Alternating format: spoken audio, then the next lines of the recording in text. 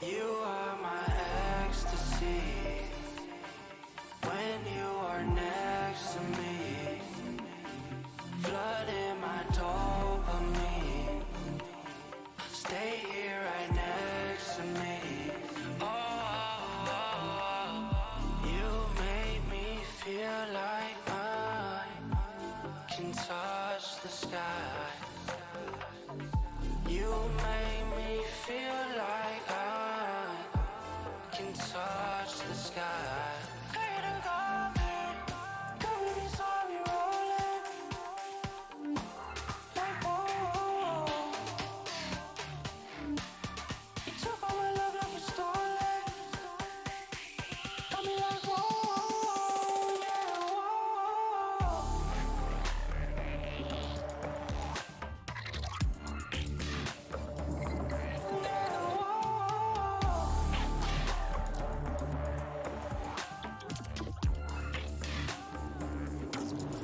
You are my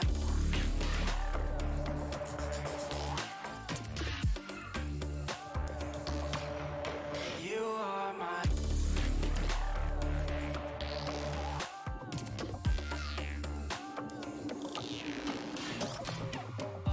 You make me feel like I can touch the sky.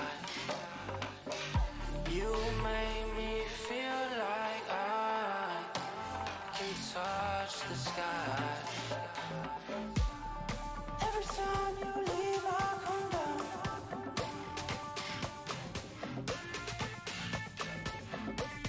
So girl, you know that I need you around. You are my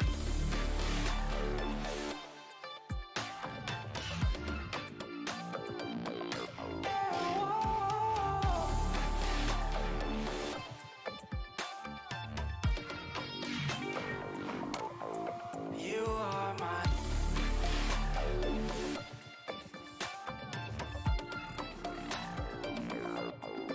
You are my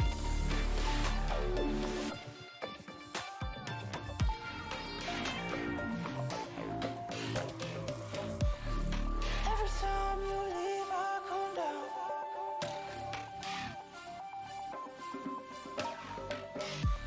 So girl, you know that I need you around.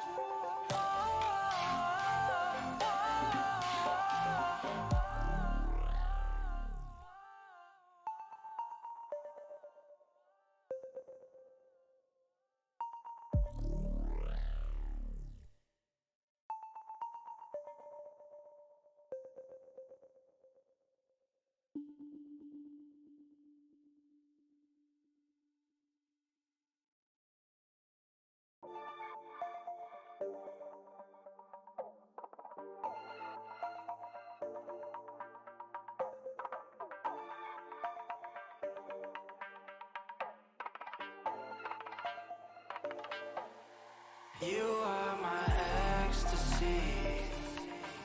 When you are next to me, flooding my dopamine. Stay here right next to me. Oh, you make me feel like I can touch the sky. You make me feel like I can touch the sky. Couldn't call me, could be sorry rolling. Like whoa, you took all my love like it's stolen. Got me like whoa, yeah, whoa.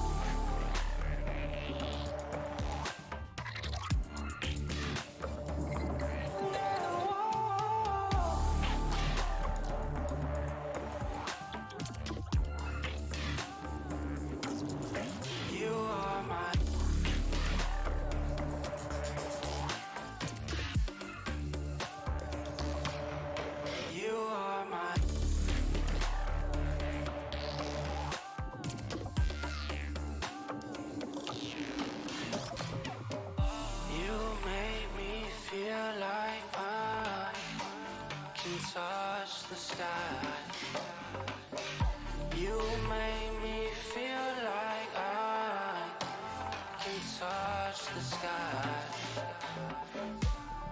Every time you leave, I come down.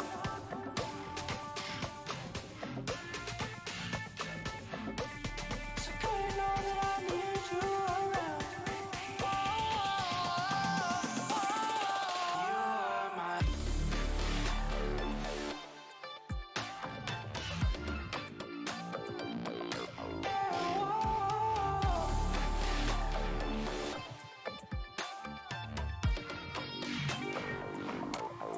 You are my.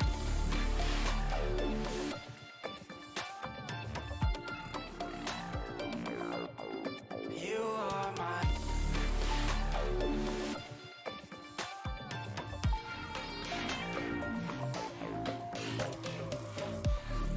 Every time you leave, I come down.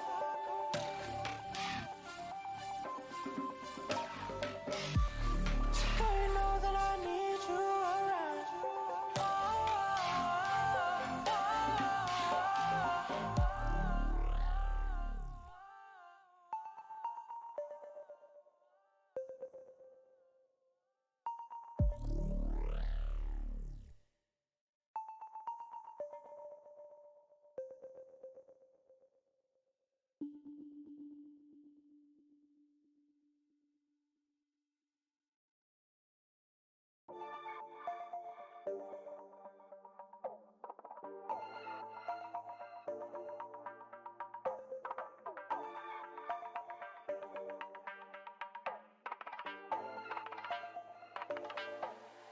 You are my ecstasy. When you are next to me, flooding my dopamine. Stay here right next to me. Oh, you make me feel like I can touch the sky. You make me feel like I can touch the sky. Great and golden, gravity saw me rolling. Like whoa, you took all my love like you stole it. Got me like whoa, yeah, whoa.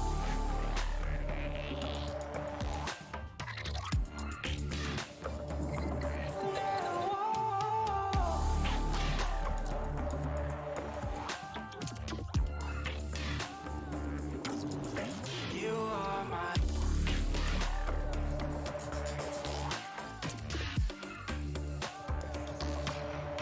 You are my.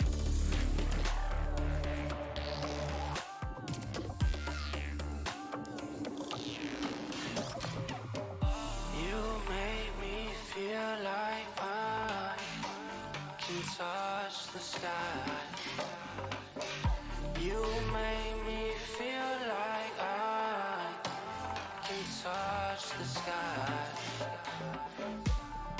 Every time you leave, I come down.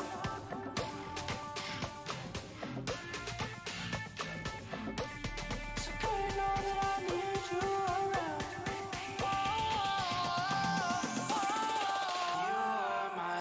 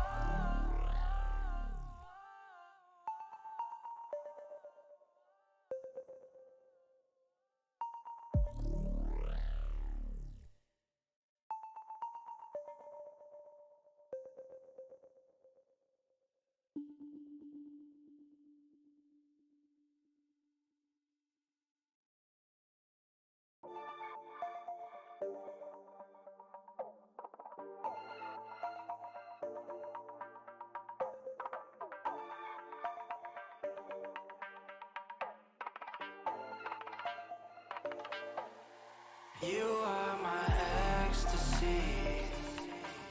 When you are next to me, flooding my dopamine. Stay here right next to me. Oh, you make me feel like I can touch the sky. You make me feel like I can touch the sky. Hate coming, gravity saw me rolling. Like whoa, you took all my love like you stole it. Got me like whoa, yeah, whoa.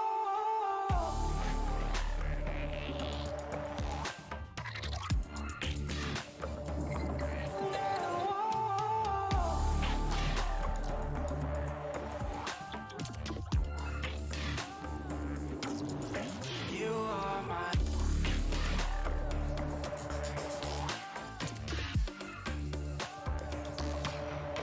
you are my,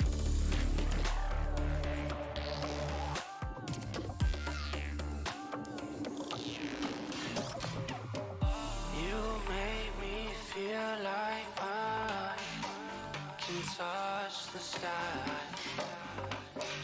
You make me feel like I can touch the sky. Every time you leave, I come down.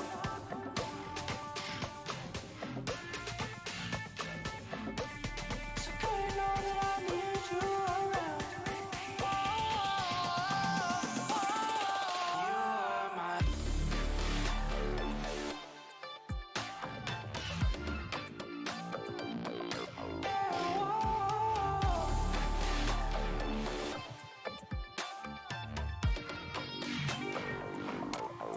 you are my,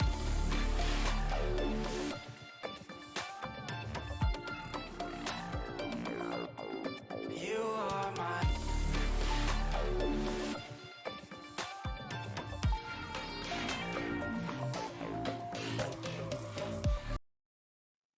Hello, everyone, and welcome to the IGL divisions. This is week number 2 here on IGL that we're playing through these division games. If you're just now joining us, we have so many games for you today. But my name is Soren. Joining me today is Zach. How are you doing today? I'm doing pretty good, Soren, and I'm really excited for the games that we have coming up. I believe that we do have two best of threes lined up for our wonderful audience today, and I'm really excited to see how they go. Yeah, absolutely. And we are starting off with a pretty good game. We have Acacia versus Maidenless as our two teams. I actually don't recognize the names, but I do recognize the players. A lot of really well-known players here at IGL. I believe maybe even some past IGL tournament winners in the lobby. So I think we have a really good game. And, every week we're changing up which maps we are playing. So today, the three maps are Icebox, Fracture, and Pearl. Starting off on Icebox. Zach, what are your thoughts? About Icebox, I personally feel like they've definitely changed some things around in a couple of patches ago on the map, especially on that B side to make things a bit easier for the attackers. I think that Icebox is one of the most stale when it comes to like meta comps because people haven't really switched up things. You know, it's always going to be the Viper on the controller. You're going to have like the Sova as your key initiator. I think with Chamber going down though, we are going to be seeing a little bit more of Killjoy, which personally makes me very happy because well, Chamber's all very nice to see with that headhunter, people hitting headshots and stuff. I feel like it's just he makes the game a bit less exciting when it comes to abilities. So yeah, that's what I'm excited to see about Icebox. But what are your thoughts on it? I love it. I mean, you are absolutely right. It is a little bit stale because it has been a little bit of a rut due to that chamber meta for I was gonna say some of last year. It was pretty much all of last year that we had that Yeah. chamber meta. A little unfortunate, but with the chamber being out of the meta, we're now seeing people move away from the double sentinel and the even triple sentinel at some points, and we are seeing more stable of sometimes a double controller with the Omen and the Viper, and sometimes we're seeing double initiator with the Sova and the KO. So I'm actually quite excited because this map has been stale, but is also very slowly coming into play. And as a KJ main myself, I Yeah, love let's go. seeing KJ Agent back. Main's in the house. I love No, me it. Yeah, too. no, I I'm really enjoying seeing her back. She actually has a lot of potential on this map. That's why a lot of teams were running that triple sentinel. So I'm really excited, but I'm really interested to see because I think the duelist pick is going to be the most interesting because normally Chamber used to hold that position of the main opper, but now that's very slowly moving back to Jet. So I'm really interested to see if we're gonna get some Jet gameplay here for the opping potential, or if we're gonna see the Chamber picked up and maybe go for like a raise for that space taking potential. Yeah, I mean, I agree with you there. Usually you do see that Chamber, with Chamber like being like a must pick for most of the teams, you did see a little bit of changes coming around with the Fade and the Raze that we saw sometimes, but we're not going to be heading into game right now, so we don't have to speculate any longer. Let's see what our players have for today. And like we talked about, Soren, we do see that double Killjoy already in the works Viper as well. No changes there, but I'm excited to see Chaos because a lot of the time you just see that single initiator comp coming up, but these guys, they have basically they've just gone for it. And at the attackers, I am very interested to see that there is no duelist anywhere on this lineup. Yeah, no, that caught my eye immediately. Normally, there's like the double sentinel, the double initiator. They just said, "Screw it, we're gonna do both. We're gonna do a double sentinel and a double initiator. Who needs a duelist?" But I do. That does make me call into question how they're gonna do on the attacking side. I do like seeing the Sage. I am a firm believer that on Icebox, while the agent pool is widening, I genuinely sometimes see as not picking up a Sage as pretty much a throwing move. Like Sage is so useful on Icebox. I think she's actually the best agent on Icebox Mhm. now that Chamber's been thrown off the meta, off the cliff, so to say. Especially when you're trying to attack B site, but having no duelists, I don't know. That's very risky. I am also quite interested to see that the Rays and even sometimes the Neon gets left aside for the opping potential of the Jet in the Mhm. hands of Life on the defense. So I'm really excited. Anything else really sticking out to you here? I mean, it is interesting to see that Acacia, they're starting off on attack, and like you mentioned, they have no duelists, so it's going to be really difficult for them to get that space that they really need, seeing that they have no jet to dash in, smoke, and just be able to take some space for the team there. But, I feel like we're going to be seeing a little bit of a slow down play style. It's going to be, they have to like play with the pace of the game to be able to make this work, in my opinion, and I'm excited to see how that goes. But talking about the defense setup right now, it does seem like Killjoy is going to be playing trying to anchor down this mid area, put a little bit of utility towards B or A, depending on which side she wants to go for. But again, just the fact that that turret is there to watch down mid, that it's gonna bring so much information at the very least. Yeah, absolutely. And I'm also really interested to see that this is actually looking like a very aggressive A push. And there is a three-man lean over to it. So they are running into a pretty heavily defended site, but they are just running in right now. Yeah, they don't seem to care, and already they have the site. The wall goes down, the spike goes down as well. The molly's not doing too much damage, so we're looking at a full 5-1-5 retake. It seems like there was a gamble stack towards mid and B, but unfortunately they're going to be in a very bad position right now. This A side is notoriously difficult to retake in these 5v5 situations already. Michiri getting tagged up a lot, eventually taken down. Dosin is there for a trade. Back down to a 4v4. The Jet is not quite looking healthy, but nevertheless Sin is able to pop off, gets another kill for themselves, and that is going to bring things down to just 2 players remaining. The spike, though, is not quite being able to stuck, and this is the difference that both Viper and Killjoy can make. So much utility right there that prevents the spike from going down. It's gonna be a 1v1 at the very end. Bruno gets half of the defuse, but it's gonna be Swid who swings at the right time and confirms the kill. First round will go to the attackers, and Soren, I think that answers our question about how these guys are planning to do on attack. Very well if I they mean, keep this up. yeah, Acacia coming out huge. That actually looked really sketchy for a hot minute. That ended up being a 2v4 at the end, but luckily they actually did so much damage to the defense on that retake that it only took a few classic shots, and quite unfortunate as well because I noticed Michiru, the Sova on the defensive side, actually bought light shields and took a really risky duel and barely survived thanks to those light shields, but immediately got picked off on their next attempt. And a little bit risky, but at the end of the day, they're able to finish it out. That brings them one. That's going to give them this anti-eco round. And it looks like they're going for the exact same strategy, except it's only 2 defenders this time. Oh, they are again. They get the spike down really quickly. Chroma getting that first Oh. blood for the team. That's gonna be huge. Tagged up quite a bit, but that Sage is there if they want to like try and heal him back up. The heal does come through, and that's gonna be 3 players remaining right now on the defensive side. Make that 2 as Val finds another kill on the flank. The remaining 2 players, they're stuck down towards mid. Not quite sure how they want to approach this almost impossible retake situation. They try to go from behind, but Bruno is more than ready. And off the back of that, Geos goes in for the reswing, gets that kill. That's gonna be the second round. A flawless one to boot being confirmed. Now, to be fair, I think that Maidenless did not really have any kind of guns except for that one sheriff that we saw. So this is their full buy, and they have a lot of work to do because so far this A side it seems extremely vulnerable. I would honestly say that Acacia, they're just running it down at this point, so they're gonna have to like try and buff up the security. And already you can see a second player joining on that defensive side, so that might be the change that they really need to make this work. Yeah, absolutely. It has been a little bit of a rundown over on A, but this time they're going to be at a severe disadvantage. They actually only picked up 2 bulldogs, no other real rifles in hand, so they're going to be at a severe disadvantage. But when you're running this quickly, sometimes a Spectre's all you need. I say that as they immediately get mowed down trying to enter site. Life immediately finding that opening pick.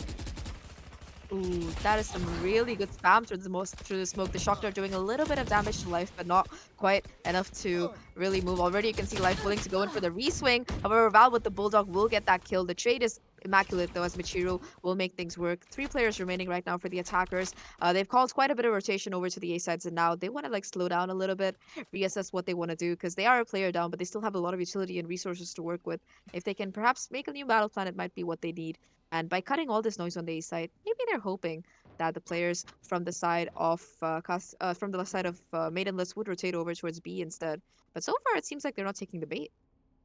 Yeah, no, they're actually putting a full stop to our momentum here, but it looks like this defense is extremely well drilled, excuse me, as they are just refusing to give up any ground. There's still 3 sitting here on site, and that's the 30-second mark. Michiru immediately finds that next pick, and now it's looking a little bit desperate here for the attackers. Yeah, last 2 players left. Ideally, they would at least get the plants. This is their bonus round, not much invested in it. Drio's trying to do his best to do some damage here. Gets that first kill, picks up the spike, breaks Nanoswarm, but has a lot of work to do ahead. Spots the position of that last player as well. Not quite able to connect the kill though, and that's going to be the first round coming in for Maidenless here. They keep 3 players alive, which is going to be pretty good for their economy. Also close to some pivotals from what I can see on both sides. Sin just 2 away from that Viper spin, and Vale is only 1 away himself. Aside from that, I do have my eyes on Stoby, who is very, very close to that resurrection, which can like really prove to be clutch in these kind of rounds, especially when the attackers are willing to get a bit more. Sorry, the defenders are willing to get a little bit more aggressive, as we saw in the previous half. And I think Life is sort of feeling himself because you saw with that Vandal, perhaps an operator eventually. He's gonna be that jet that the team really needs to try and buff this defense up. Yeah, absolutely. And it looks like they're going to try to do a little bit more of a default rather than a 5-man push. It's going to be a very aggressive 4-man push with the KJ lurking over towards B. It's going to be a lot slower this time, mostly leaning towards just trying to see if they can get an early pick. Life with that Guardian, not able to quite afford a Vandal or a Phantom, is going to push up, clear out that KJ turret, and just hold back. This defense is taking a lot of space, though. Most of mid is taken. The only real space that the attackers have gotten is most of B main. Yeah, Killjoy's still lurking around there, but 4 players, they're still hanging around. Perhaps now they are reconsidering whether they want to go over towards mid or B instead. Seems like a little bit of friendlier territory. The recon will not spot anybody, though they weren't able to quite break it, so they know that there are some players here. Off the back of that, it seems like they're going to be considering to pull off like a little fake execute while the spike itself makes its way towards the B side. But again, the discipline from the side of Team Maidenless is really good. 1 player still anchoring that side. Sin just holding this angle, ready to go with 30 seconds left. They're going to have to make their move right now. And in the meantime, Vel has managed to get the Viper's pit online, so that's going to make this retake even more difficult. The spike plant will come through, and again, it's going to be a full 5v5 retake, until of course Chrome finds one. Yeah, this Viper's Pit is going to be a fortress to try to crack, especially with almost full util from both Viper and Sage still online. Oh, that recon. Defuse does start coming out, but so do the kills as Vel and Drios just start mowing them down one by one, but Vel's able to clutch it up in the 1v1. very scrappy, but it does bring them to the third round. And while it's not perfect, that does leave the defense with a little bit of a scattered buy. It looks like some may be trying to force out, but there's going to be a full buy just about coming out from the attacker. So despite the a little bit of the unfortunate death tally, it is going to be a pretty convincing round win for the attackers of Acacia, and they should be set up to get a pretty substantial lead here early on. Yeah, it seems like they are online to be able to get another round as well, because like you mentioned, the economy not quite in the greatest shape right now for the side of Team Maidenless here. They're going to be in a bit of very broken by, I would say, marshals and pistols across the board. Life gets spotted out early, will be pushed off the angle with some really good initiator utility coming in. And just like that, again, it's going to be a full 5-person rush onto this particular side here. They do have that Sova ult as well as that Viper ult available to try and, you know, make things work. But, oh, this is a very cheeky play from Chrome. Gets 2 for his troubles. And still is willing to keep pushing on despite that advantage that he's managed to garner for the team. Very unfortunate there for the defense. Chrome getting that off angle. And now this is a very tricky spot. They have 2 choke points here, one through Snowman and one through this Sage Wall. Both teams just firing through, trying to find anything. Oof. Chrome is still ticking though. Gets 4 Oh, no. on the track for the ace. Just 1 player left. Mello is super low here. She spots the shoulder, not quite able to connect the shots. That's going to be the ace tonight at the very least. But the round is still secure, and that makes it 4-1. Like you mentioned, really extending the lead. And the thing is, though, the defense, this is a round that they really have to win for multiple reasons. And the odds are in their favor because they have those 3 big ults that I have my eyes on. The Hunter's Fury, as well as that lockdown, which can make retaking or denying a plant pretty easy. And of course, Sin with the Viper's Pit should be able to lock down one area of the map if he uses the ultimate correctly. I think that we might see an early commit of it on that A side towards on top of 410 or towards pipes. I think that might help deter the A push quite a bit. But you know, what do you think that the defense can do better to try and prevent Acacia from just running roughshot over them? Deploying drone. Honestly, at this point, I think it's a matter of just playing a little bit more conservatively. You see that Life, that's actually the second time they've pushed up very aggressively to try to get those opening picks. But they just haven't really worked out for them. And honestly, the attack has not been taking much space since those very early beginning rounds when they just kind of ran onto site. Ever since then, they've been playing a much slower default setup. So I think if they played a little bit more conservatively, Sin actually finding that opening kill there, and Life finding a second, just allow the enemy to walk into your crosshair rather than seek them out, because when you're on defense, you're not the one on the clock in the early rounds. So I think it's just a matter of patience. Yeah, Sin pushes up, manages to get those kills, and now it is going to be the repush through mid again. Michiru finding the perfect timing. However, the trade is not going to be there though. Never mind, Michiru gets a second as well. It's all down to just Toby here. The resurrection has been invested. 4 players left to find. Control of the spike, and all of the sound cue is going to be heard by Life, who's right behind him. Will he go for the knife is going to be the question, but no, Life decides to keep the dignity, make sure to secure the round, doesn't want to risk it perhaps, and that's going to finally be the second round coming in for the side of Team Maidenless here, who only used one of those ults. The Viper's Pit was the only one invested, and now they have 4 ready to go over the course of this round here. It seems like they might have finally found something that works. Measured aggression. It remains to be seen though if the timing was just lucky or if it's going to be something that they can capitalize on further in the game. Yeah, and it looks like the attack is actually changing up their strategy as well, as rather than a more default slow setup, it looks like they might just go for an all-out aggressive B hit. A lot of utility immediately going to be invested. Not really going to find anything though. Sin, the only defender in the area, but pushed all the way back to the other side, leaning towards B mid.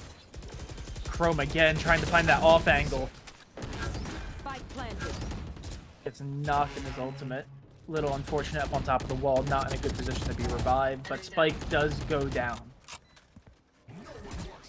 4v5 retake situation, and that's going to be the counter KO ult coming in for the side of Maidenless here. That's going to shut down any kind of post plant that these players have to try and work with, unless they're playing very far offside. Life just gets right to defusing the spike here, already manages to get half of it. The Hunter's Fury though will push him off the angle. Val had the opportunity of a lifetime, but not quite able to connect the shots here. 3v4 right now, and Life finds another. The spike defuse in the meantime still comes through, and the last player on the team might just choose to try and save this gun as Team Maidenless get closer and closer to equalizing. Again, they knew that they had those pivotal ultimates to work with, and off the back of that, they managed to get the round. And I think that they still have that lockdown as well as that Hunter's Fury in their pocket. That KO ult was all they needed to manage that retake successfully, and that's really good for them. But I feel really really bad for Chrome there getting caught on the stage wall like that. Yeah, it's a little unfortunate, but it's also just really good strategy coming out from the defense. So they're doing exactly what I recommended, controlling the pace of the game, sitting back a little bit more. They're expecting that little bit of aggression, that the almost overzealous peak very early on, and they knew to expect it, so they just played farther back, and they let the entirety of the attack run through their utility, and then punish them with that KO ultimate. But it looks like they're favoring a mid push here. It is going to be a 1-for-1 trade, though the buys are not exactly on the level playing field, seeing as Vel is the only one with a rifle, now having picked one up. But it is going to be a 4v4 retake, and that's actually going to be 2 ultimates invested, the KO, or excuse me, the KJ lockdown, as well as the Sova Hunter's Fury to counter it. Oh, the lineup. Fade away. The lineup is good, but Malo knows the location of that player after the off the back of that, and Chrome unfortunately will go down. The Killjoy lockdown making things worse as well. However, though, the relurk through mid is gonna be perfect. They're gonna try to stick the spike. The spray comes through, but and it works out just before the lockdown finishes ticking there. That's huge coming in from them, and that's gonna be the thrifty that materializes right now for Team Maidenless, but for Team Acacia, sorry. But you know, I love that they did that. Like, despite being on an eco round, and they knew that it was a 4v4. They knew that all they had to do was buy the time. They get that lockdown down. They do all of that, and they also get every single ultimate out of the defense. So that's gonna be a huge W for them, I would say, when it comes to that particular round. And that also resets the economy, with the exception of Life, who will have enough. Will have the Bladestorm online to try and work with. So that's definitely still a very viable strat right now. Life probably trying to get a bit aggressive here towards this B. Yep, he is gonna be doing that indeed. But the players from the side of Acacia, they're scattered towards A side instead. Oh yeah, this is a very interesting round, as we're seeing a very aggressive, very quick push into A. Meanwhile, that was a dual push through mid and through B long. This could have caused some to go through the flank, but Vel holding down the fort does eventually fall, but Drios is able to secure the second to last kill, and now Michiru, the last defender left standing. It's going to be a 1v4. Don't exactly know where they are, but they have a good guess. Now it is confirmed, and they are just now going to try to swarm him. Does find one, though. Does still have a pretty good amount of utility in hand, but is spotted. 1v4 situation, excuse me, 1v3 is not the best. And there's just too many angles. Finally falls. Yes, so Drio says, nope, I'm the only Sova that deserves to be left standing, and gets that kill. But a nice effort, nevertheless, coming in from the side of Team Maidenless. I love that off angle that Vel was just holding towards A main. Like, he expected the flank to be coming through, and he was just able to pin it down. Getting 2 picks there was huge, and I think that was really the game changer. Off the back of that, he will also have his Viper's Pit ready to go. That's going to be something that they can really commit this round if they feel the need to. For the side of Team Maidenless, again, the economy is going to be in a bit of a rough spot. You do see that Bulldog on Sin, but aside from that, not much else that they can really work with. Life armed, but only a Marshall is going to be trying to hold down this yellow angle. But again, we've seen the kind of utility combos that the attackers tend to pull when they're trying to push this particular side. That's going to shut down the dash, and Life is going to be stuck in an awful spot right now. The slow only making things worse, as Toby will be able to get not 1 but 2 kills as they push into the site there.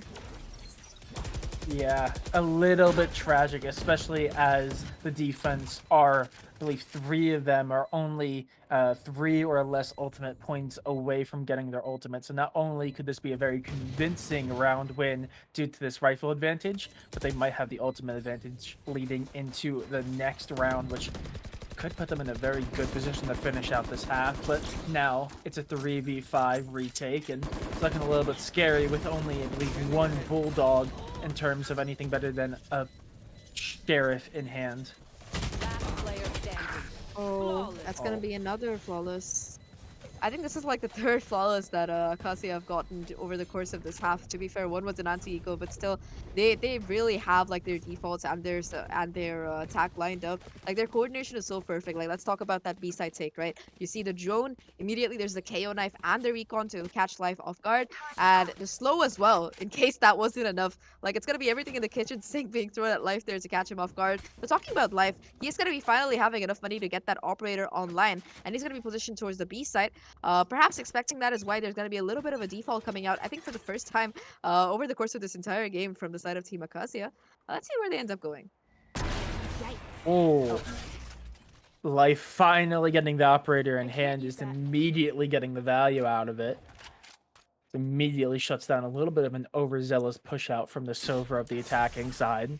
It's going to force the attackers to reconsider here, but they are actually still leaning towards a pretty heavy B lean 3 in position. And it actually looks like for the first time this map, we're going to see a little bit of a kitchen in play.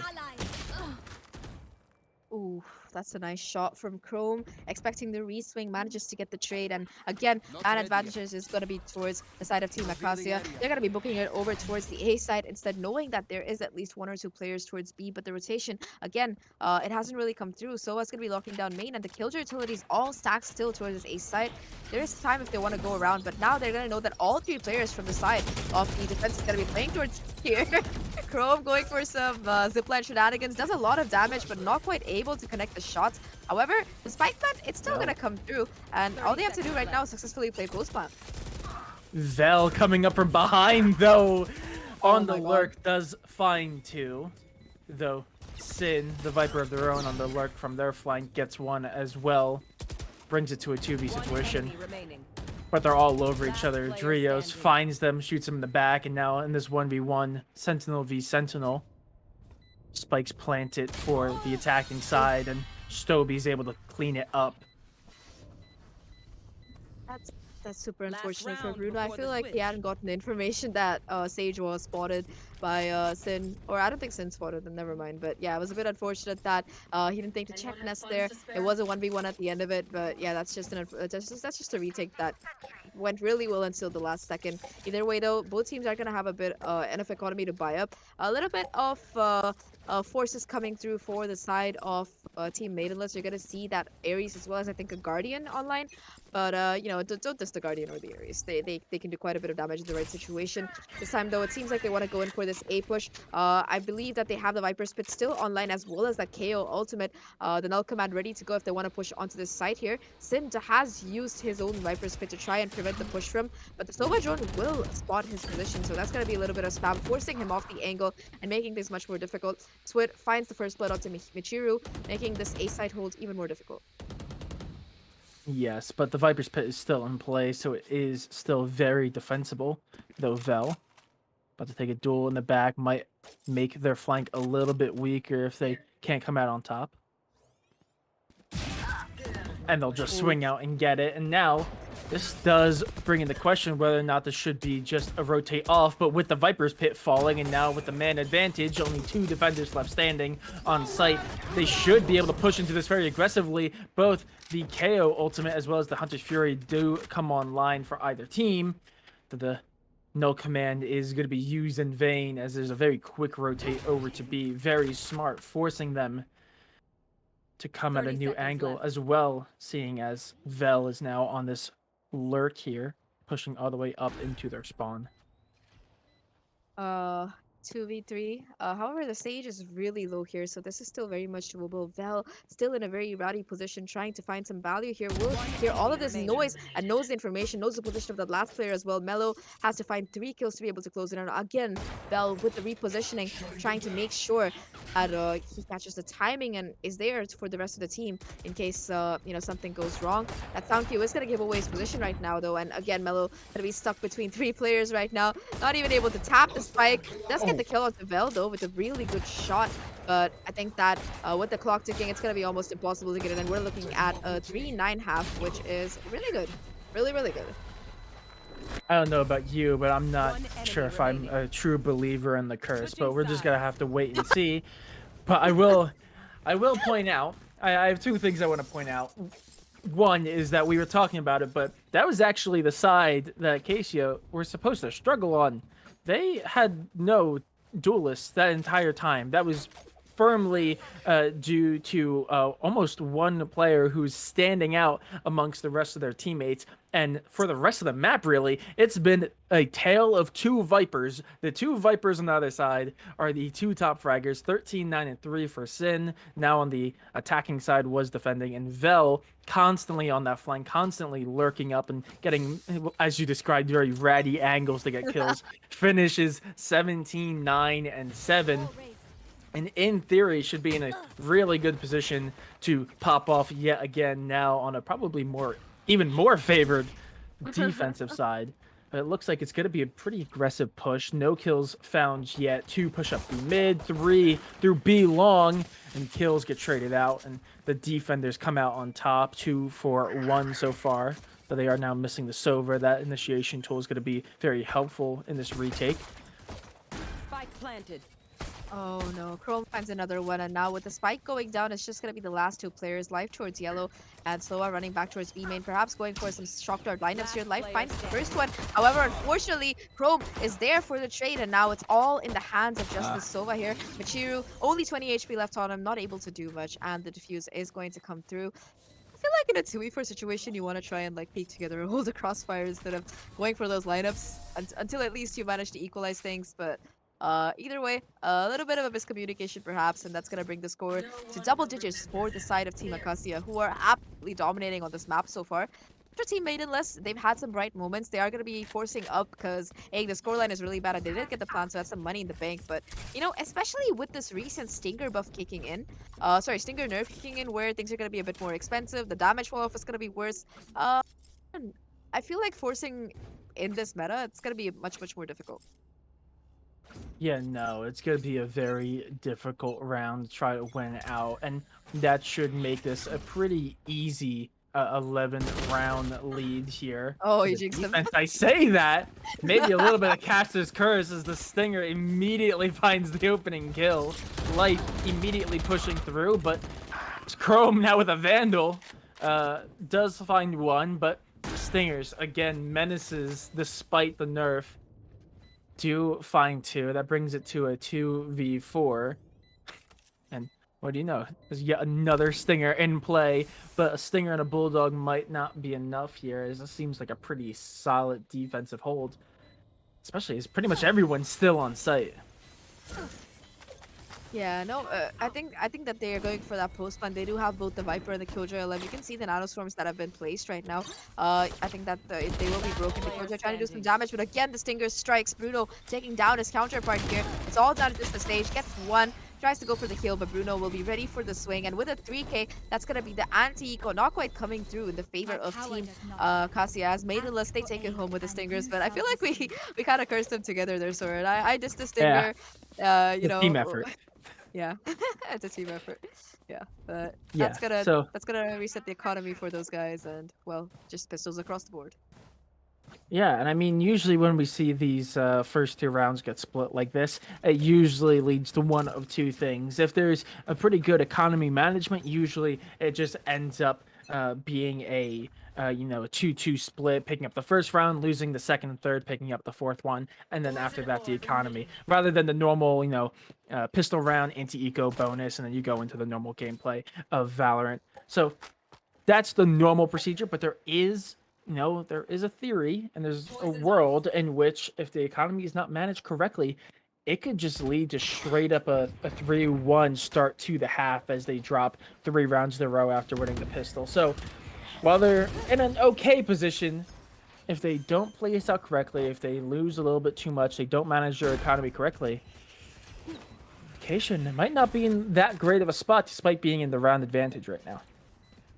Yeah, some great. That is completely true. The spike has gone down though, but again, the Viper is gonna be down, so that's gonna make things for the attackers a little bit more difficult. No post plan mollies, no smokes available. Life is gonna be spotted out as well and pushed off the angle. Michiru being able to get 2 kills somehow after getting that Vandal. Toby is there for the trade though, bringing things back down to a more manageable 3v3. However, there's still gonna be a lot of post plan utility available with that Killjoy being alive. Life goes down, but Bruno is there for the trade, and now it's just going to come down to the Killjoy here. Gets a perfect headshot, but there's not much time ready to go before the spike gets down. Connects the headshot. That's going to be all the guns taken off board at the very least. And also, Swid does have that lockdown for the next round. But overall, it seems like slowly but surely, Maidenless, they are making this comeback, and at least they're trying to make this comeback. And they have a lot to work with in the next round because they have both that lockdown as well as that Hunter's Fury ready to go. Yeah, no, they're in a really good spot. But seeing as both teams actually lost out there, both teams are in a really good position. Maybe not getting a full buy, as there are going to be a few light shields coming through, but that is going to be full rifles across the board. Almost a full buy, only one light shields for the attackers. So this one might actually not be either one of the predictions I called, because this is probably the most even fourth round I've ever seen following a 1-1 split. So it's going to be nice and interesting here, especially as pretty much everyone is vulnerable to a one tap with even a Phantom right now on the defense.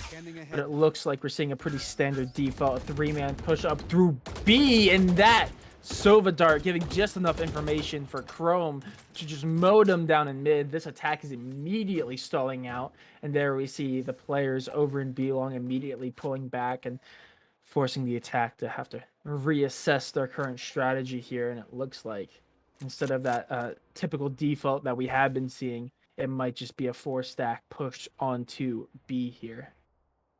Yeah, they got quite a bit of information. They know that there are going to be at least 2 players towards mid, but again, the read coming in right now from Team Acacia, it's flawless. They're going to be rotating over towards this B side, expecting it perhaps. The moment that lockdown goes down, we might even see the counter lockdown or an attempt at a retake coming through. They are going to be rushing onto side. 4 players have again stacked over here, and the caution as well. The fact that the KO is still going to be on the opposite side. That's going to make things even better. The spike will go down successfully, getting a lot of space as well in the process. Life able to connect that first kill, immediately gets traded out by Chrome, but it's going to be 3 kills, in fact, falling in quick succession. All down to just the Killjoy here. Bruno managing to rotate over back towards mid, trying to lurk. But Vel, he's the OG rat on this particular map here. He knows where players like to come, and he's more than ready for that kill. With that, it is going to be Team Acacia only 1 away from match point here. And, you know, talking about this round, they are so... I think what really differentiates them is their ability to really go in for that mid-round adaptation. You saw that on the attack where they were quick to pivot to opposite sides. You saw it now. You see it now on the defense where they can almost read their opponent's tells. They get so much information immediately. They react so quickly, and just like that, it just seemed like they are very well versed with this map at the very least. Yeah, no, absolutely. And speaking on being only 1 round away from, you know, match point here, it's going to be a little bit of a rough time for the attackers, as it's only going to be some sheriffs and some ghosts. Now 1 less, even as life immediately falls to Stoby down B long.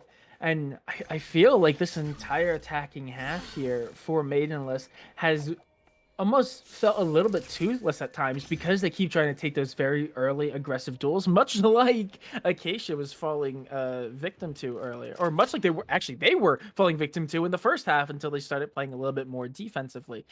You know, it's a little bit unfortunate, but it just seems like every time we have this very aggressive push, or like a very main push into one of these sites, it's almost seems like they're immediately setting themselves back by falling 1 player behind. Oh, I feel so bad for Mello there. Had the perfect position, but wasn't quite able to do anything with it. Just like that, again, the repositioning and the counter spray, it's immaculate. Killjoy getting 2, Sage getting 1 for their own, and they get a flawless round to boot. At this point, their economy, it's so rich. It's like Midas like touch the bank or something. They're gonna have guns to galore for the next few rounds. This is going to be, however, Team Maidenless's last chance to try and make things come back. They do have some ults available, including that lockdown as well as that null command. They also have the resurrection in case they want to get a player back up, get that advantage back in that particular sense. But aside from that, the opponent team also has some of their own, so it's going to make things very difficult right now. They're on even footing, but the momentum is definitely in favor of Acacia. And right off the bat, that's going to be a really quick KO ult invested as they try to make their way onto site. yeah, absolutely. And Oh, no. Chrome is actually going to fall immediately. That's exactly what they need, though Drios finds 2, and Swede prevents the plant as well. Spike now down in a very, very suspect position, not in a good spot to be picked up, and in a really easy spot for the defense to hold. And now Michiru, the last one standing. the last hope for their team, really has nowhere to go, but does have plenty of time to work with. Yeah. All 4 players are going to be on site. You see Sage pushing up here. Has the Hunter's Fury, but the moment Material pulls that out, he is going to be he's going to be really caught in the open right now. Bell is going to be the hero of the game and will get that last kill to boot. I want to see this. I want to see the scoreboard to see how much this guy ended up with by the end of the game. But overall, a very, very dominant performance coming in from Team Acacia on map number 1 there. Absolutely popping off there. Attack was very quick considering that they didn't have a duelist. Even if you look at the scoreboard, it is going to be 3 of their players right up there. And of course, I said they didn't have a duelist, but I think that Chrome is like a really good substitute duelist here because 5 first bloods, that's more than the actual duelist had for the opposite team. I mean, yeah, and I'm a little bit surprised to see that because if this was like I would say a few, it was mostly towards like the middle of last year, but a few patches ago, before the changes to the initiators and how their flashes work, I would have seen this composition and would have absolutely thought that this would be a great replacement for a duelist because their flashes were so useful. You could do pop flashes and be pretty much Mhm. self-sufficient, much like a duelist. But they've actually made changes. They are much more initiator focused and playing off teammates, but it didn't even seem like they were playing on the current patch with Chrome and just absolutely taking madman angles and pushing through. I can still think of that time he just climbed up the rappel rope Oh on no. B site and found them both like standing in a corner after Jet kind of messed up the overdraft. So really, really impressive stuff. Chrome and putting team on the back, but I have to talk about the Vipers. The Vipers coming Oh up yeah. online, even at the end. I mentioned it at the halfway mark, but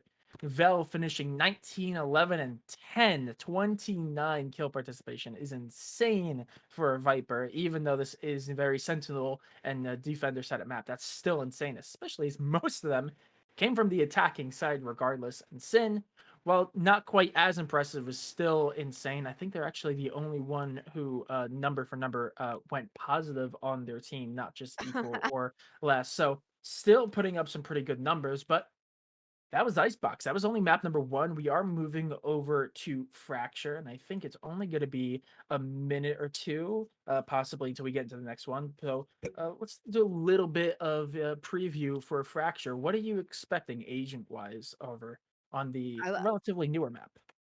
I mean, I like this map way more when it comes to agent diversity because, talking about duelists, you see Jet, you see Raze, mostly Raze and Fade. I think that's like one of the most common combos, but the Neon also gets a lot of love here. I remember that Neon came out when this map came out. I don't know which one came first, but yeah, they both came out around the same time. And, people were initially super skeptical about Neon, whether she would work, whether she would be any good. But this is a map where she really managed to showcase her potential, her stuns. You can shoot them to the door, you can use them to like take care of those angles where operators they pescily managed to hold. So I feel like she has like a lot of value there when it comes to this. But anyway, we'll come back and talk a little bit about Fracture as well as these teams. But we're gonna be right back. We're gonna have a small break, so stay tuned.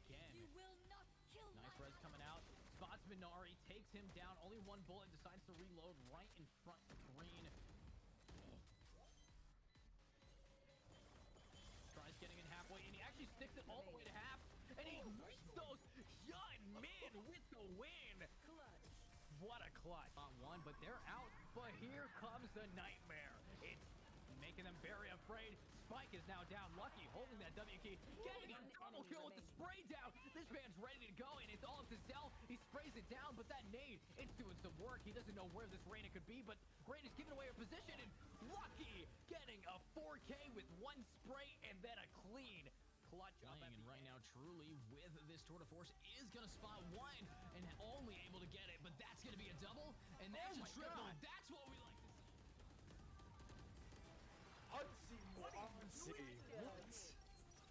Mike single-handedly bring them back into this game. Now going for it. The ultimate's now pushing in, and all the dumpage. Lemon able to get a just mow down of a spray, getting all these picks today. Yeah, I mean, and this is exactly the thing that we want to be seeing out of Lemon. He's going for the ace here, and he's going to try to close it out with the overdrive. Ace for Lemon off the back of really beautiful high tempo. So let's see what's going to happen moving forward. We do have a Paranoia getting thrown out, and what a spray down. He gets himself 3. He gets himself 4. Checker, you're just better at that, and now defenders get the match point. Separate the defense. Oh no! And the spray down. It's got to be in Fire's hands. Of course, the Vandal, very powerful, able to get himself 2 picks, and able to get all of them. What a beautiful play. This could be tragic. Finds 2, 3, 4. Come on. And slow things down a little bit, but now Santee in a 1v3. This is going to be very tricky. Able to find 1 here. He's going for the second one, and he's got it with the classic out. He's going to find the 3rd kill, a 4-piece for Santee. Actually able to close it out and put them up. They're gonna save it for 1 more. But okay, Legend just gonna go ahead and line him up and shut him down. Killer and LA Luch down in 1 The shot. push, but Lulu and Chill, he's able to get 2, and that's gonna be the final shot he hears. Of course, a little bit of a flashbang coming around. Kai jumping on top of bench, making a lot of noise. These attackers are on point, and this is where Kai shots. But what a shot! He no-scopes it, he wall bangs, and he aces it. That's what we're battling it out, but here we go. Brady from the top of heavens, able to try to do some damage. Last man standing here. What is going to happen now that we got Zambi? He knows that 1 is underneath him, but Kai is down. Last man, and he gets 2. Last guy, he's got it, and Gio, he's the man to get the pick. Beautiful play, but oh no, does he have enough time? It's going to be down to the wire. Oh my lord, he actually pulls it. 0.15. That is not okay. He no-scopes it. He wall bangs and he aces it. That's what we love seeing. Kai is excited. His mouse movement is it down, but that nade, it's doing some work. He doesn't know where this Reyna could be, but Reyna's giving away her position, and Lucky getting a 4K with 1 spray and then a clean clutch up. Yeah, I mean, and this is exactly the thing that we want to be seeing out of Lemon. He's going for the ace here, and he's going to try to close it out with the overdrive. Ace for Lemon. 1 for 1. It's an ace from Mikey if he can get it, and he's gonna ace it. Mikey, MVP of his team, going in hard.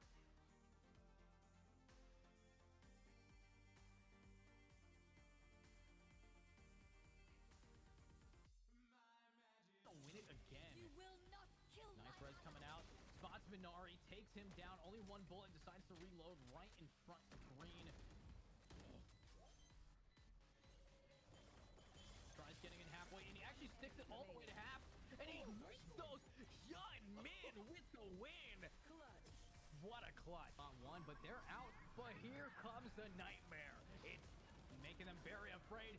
Spike is now down. Lucky holding that W key. Getting a double kill with the spray down. This man's ready to go, and it's all up to Zell. He sprays it down, but that nade, it's doing some work. He doesn't know where this Reyna could be, but Reyna's giving away her position, and Lucky getting a 4K with 1 spray and then a clean clutch up. And right now, Truly with this tour de force is going to spot 1 and only able to get it, but that's going to be a double, and that's a triple. That's what we like to see. Unseen. What are you doing? What? Mike single-handedly bring them back into this game. Now going for it. The ultimate's now pushing in, and all the dumpage. Lemon able to get a just mow down of a spray, getting all these picks today. Yeah, I mean, and this is exactly the thing that we want to be seeing out of Lemon. He's going for the ace here, and he's going to try to close it out with the overdrive. Ace for Lemon off the back of really beautiful high tempo. So let's see what's going to happen moving forward. We do have a Paranoia getting thrown out, and what a... Alrighty, and it looks like we are going to get right underway here in Agent Select. We were talking a little bit about it before, but we're seeing that Neon pick immediately get locked in over on the attacking side. And yeah, it looks like it's a pretty standard setup. We're seeing both the Brim and the Breach get hovered on both sides. Cypher, it's actually almost identical except for the second Initiator and Duelist pairing so far. Yeah, the life on Raisin Material and Fade makes perfect sense to me because that Seas and those paint shells together, they can like really get you a couple of kills where you don't even see the enemies. And of course, same with the Chrome and Val on the Neon and Breach. Because again, if you're gonna be breach stunning a particular choke point, you can easily like slide your way in and get a couple of kills, especially if the players are gonna be stunned. As for Sentinels, like we talked about right before this match, like this game started. I feel like with Chamber going down, I am so happy to see someone that's not our lovable Frenchman. We saw Killjoy last game on both sides. Now we're going to be Cypher. And Cypher, on this map in particular, with the buff that he got to his tripwires, there are some really incredibly annoying trips that you can put on either side, but especially on that B side. So I'm looking forward to see what kind of ratty plays both of these teams have in for us today. But, you know, this time around, it's a little bit of a change. It is going to be Team Maidenless starting off on defense here. Last time, I believe they started off on attack. No, never mind. Last time as well, they were starting off defense. My bad, Yeah. guys. But yeah, it's gonna be them starting off on defense yet again. And I'm excited to see how this goes. But you know, when it comes to Fracture and these particular agent comps, who do you think has an advantage here, Soren?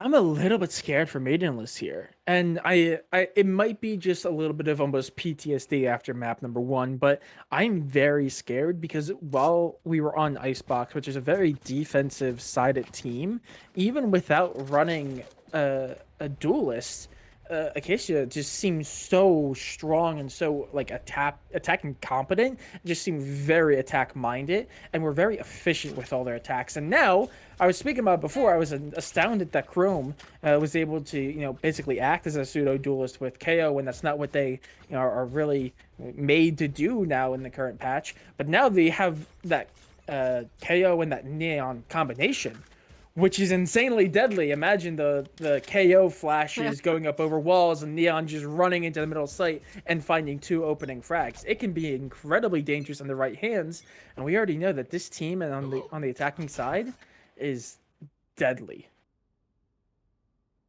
Life is going to be starting things off, though, going in for a little bit of information, a bit of a push here. Spots the Cypher, only gets to see one player, though, so perhaps they're not going to be pushing it already. You can see the Breach ready with the concussion for the defense in case Life does hear any more sound. In the meantime, though, look at this 3-person push going in towards Arcade. Chrome has that Frenzy as well, which is incredibly, I think it's arguably the best pistol for the Neon here with the kind of momentum you can do. It is going to be the knife coming through for the attackers here. Will catch 2 people, I believe, off guard. But again, this 2-person push towards main, that is going to cause some damage. It's all just a fake, though, as it seems like they are going to be rotating towards the B side instead, where there is only going to be the Cypher who has already gone back into CT. So they're going to have the Cypher absolutely free. Yeah, absolutely. Cypher, the only one that really could do anything, but when you have 3 very attack-minded agents pushing through, there's not much you can really do. Spike is immediately going to fall, and it's going to be a 5v5 retake. And actually, this might be pretty good for the defenders, seeing as so much utility was used to take an empty site. Again, the kills are coming through are perfect. Chrome getting 2 before finally being taken down. A 2v3 situation right now. This is still doable for the defenders here. Mello also has that armor, able to spot just the edge of KO's leg there and connect that kill. Last 2 players trying to hold the crossfire right now. The spike planted for main. There's still a player tower though, and it seems like they're not going to be quite expecting it. The camera giving information that they're not going to be quite on the defuse. Just 1v1 right now. Mello has to try and get at least half the spike though. The jump peek comes through, but he's still going to hold half of it. Unfortunately, there is not going to be enough time, and so it is going to be able to clean things up. Again, the pistol coming in favor of the attackers here. Team Acacia keeping the momentum from the last game and pushing it through with this one. Yeah, absolutely. Though, considerably much more resistance. Though, that being said, they do get enough kills under the belt of Chrome and Swede to actually make a little bit of an impact by here. That's going to be a Vandal immediately getting picked up, though it's only light shields. But second round, this could be a very easy way for Chrome to pick up some anti-eco kills. And if they can get a few kills under the belt this round, after getting 2 in that first, they're almost halfway to immediately getting their overdrive. And that might be just what they need to possibly even secure the bonus and get themselves to a really, really strong start very early in the map number 2. Yeah, like you mentioned, Chrome definitely farming up those ult orbs. That's something else that I really like about Fracture, considering how attacker-sided most of these ult orbs are. You can really get your hands on them and do a lot of things. The camera is going to spot out Chrome there. It's going to trigger the rotation, I believe. There's going to be nobody on side. Again, the A side is going to be just available for the taking as they make their way onto it. Cypher, again, towards CT, not quite able to do anything as this onslaught of players goes towards them. But I'm interested in this flank coming through because that's going to be multiple players trying to possibly find some value if things go right. But it just seems like Acacia, they're just constantly one step ahead. Like, even though it's a anti-eco run, look at this beautiful post-spawn setup coming in from them. Yeah, absolutely. They just have so much space, and at the same time, none of it is weak. And they have no weak spots. They immediately run into this corner, and I mentioned it before, but Chrome is farming frags right now immediately. I think that was a 4K on the round for them. That gives them the overdrive, like I said. And I don't know if they're going to drop it, but they could very easily drop this rifle, give it to someone else, and almost completely take a site with their ultimate in hand. And that is a very good way for them to try to convert this bonus. But even still, I mean, they're just showing so much competence here on this attacking side so far. That was, I think, another flawless for them, I believe. Yeah, it was. Very, very clinical coming out from the attack. Yeah, this is flawless 4 of the day in case we are, or flawless 5, I'm sorry, if we are keeping track of how well Team Acacia is doing. Chrome has already managed to get drop control. The smoke goes down, so hasn't quite triggered a rotation though. This time around, you see that on that B side, there are going to be 2 players still trying to anchor down the side along with that Cypher camera. Fool me once, shame on you. Fool me twice, well, shame on you again. But this third time around, at least they haven't quite taken the bait yet. 2 players are going to be holding their own. The rotation comes back towards B main right now. They're just going to be walking up. No sound cues given quite yet. And in the meantime, Rios is just going to be watching the camera looking for some information. Bruno not quite spotting anything yet. But any second now, this attack is going to be coming through, starting off with that push from Chrome. Ooh, and Bruno is going to be spotted up in tower. Flash. Ooh. Now the question is, does Chrome push through these smokes and try to catch him off guard?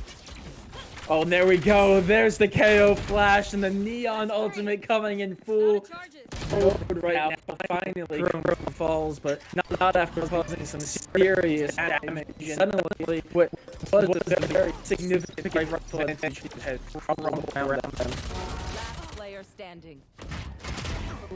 It's all down to Mello. 1v3. Isolates the first, but Swid is there for the trade, not quite able to get the second. And that's gonna be, like you mentioned, the bonus. You read it like a book, and so did Acacia. The beautiful use of utility coming in from the entire team. Like that entire attack on that B side, that's mind-blowing. The first stun coming in, the ultimate being popped, a flash towards tower, the second flash towards CT, and of course the stun at the end of it all is just bringing Acacia so much value. With just one ultimate, they managed to convert the bonus and completely demolish the economy for the side of Maidenless here.